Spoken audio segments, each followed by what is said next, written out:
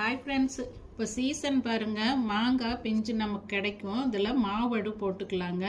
சில பேருக்கு அந்த ருமானி பிஞ்சு கிடைக்குங்க. எங்களுக்கு இந்த மாதிரி இது ஐட்டம் தான் கிடைச்சது. இது ஒட்டு மாங்கான்னு சொல்லுவாங்க சில பேர். இதில் பார்த்தீங்கன்னா இந்த மாதிரி சைஸுங்க தான், மீடியம் சைஸு தான் போடணும். எனக்கு கொஞ்சம் பெருசும் கிடைச்சதுங்க. பக்கத்துலேயே மரம் இருக்கிறதுனால கிடைச்சது. இது எப்படி போடணுன்னா, இந்த காம்போடு இருக்கணுங்க. முடிஞ்ச வரைக்கும் காம்பு இந்த அளவு இருந்தால் போதும், பெருசாக இருக்க வேண்டாம். அதே மாதிரி பார்த்தீங்கன்னா இந்த வீணாக இருக்கிறதுலாம், இந்த மாதிரி கெட்டு போனதெல்லாம் போடக்கூடாதுங்க. அப்புறம் மாவடு நம்மளுக்கு தாங்காது ரொம்ப நாளைக்கு. இந்த மாதிரி டார்க்காக பிளாக் வர்றது இந்த மாதிரி இருக்கிறதெல்லாம் நீங்கள் கழிச்சிருங்க, வேண்டாம். சொத்தை இருந்தாலோ காயம் பட்டிருந்தாலோ வேண்டாம். இப்போ இது எப்படி போடுறதுன்றதை நான் காட்டுறேங்க.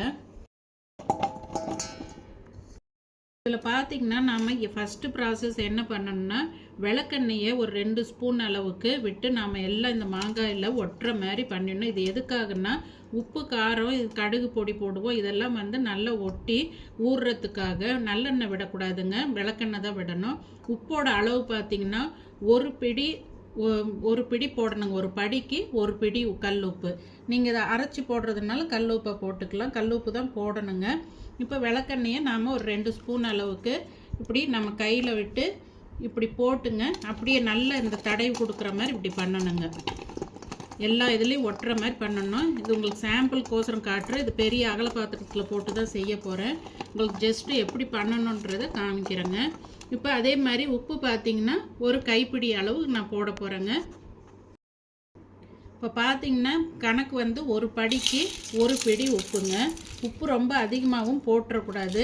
இப்போ இதை நல்லா குலுக்கி நாம் இந்த மாதிரி குலுக்கி எல்லா பக்கமும் ஈவனாக குலுக்கிட்டு ஒரு பிளாஸ்டிக்கு பக்கெட்டில் அந்த மாதிரி போட்டுக்கோங்க. ஏன் சொல்கிறேன்னா, ஜாடியில் கண்ணாடி பாத்திரத்தில் இப்போவே போட்டிங்கன்னா உங்களுக்கு இந்த மாதிரி நல்லா குலுக்கி விடுறதுக்கு அந்த வெயிட்டை தூக்கி சரிசமமாக குலுக்க முடியாதுங்க.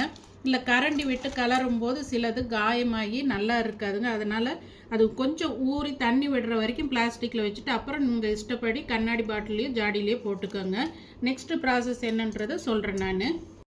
இது பார்த்தீங்கன்னா ஊறி தண்ணி விட்டதுக்கப்புறம் நம்ம அடுத்து என்ன பண்ண போகிறோம்னா, கடுகு பொடி, மிளகாய் தூள் போட போகிறோங்க. மஞ்சள் பொடி போட போகிறோம். எதனால் மிளகாய் தூள் கம்மியாக போடணும்னா, இதில் பார்த்தீங்கன்னா புளிப்பு தன்மை கம்மியாக இருக்கும். நம்ம நார்மலாக ஊறுகாய் போடுற பெரிய காய்களுக்கு போடுற அளவுக்கு போடக்கூடாதுங்க. நான் இது ஊறி தண்ணி விடட்டும், எப்படி பண்ணுறதுன்றதை காமிக்கிறேன் நான்.